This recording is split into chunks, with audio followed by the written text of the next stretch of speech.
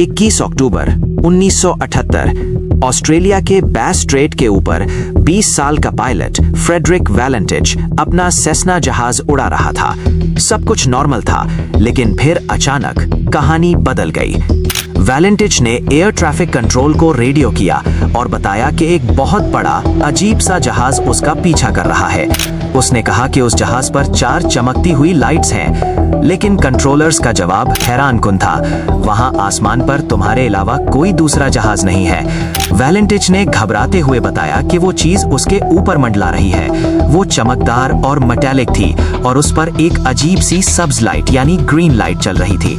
उसके आखिरी अल्फाज आज भी लोगों की रूह कंपा देते हैं। वो मेरे ऊपर मंडला रहा है और वो कोई जहाज नहीं है। इसके फौरन बाद रेडियो पर 17 सेकंड्स तक धातों के टकराने जैसी अजीब चीखती हुई आवाजें आईं और फिर मुकम्मल खामोशी। ना कोई मलबा मिला, ना कोई निशान।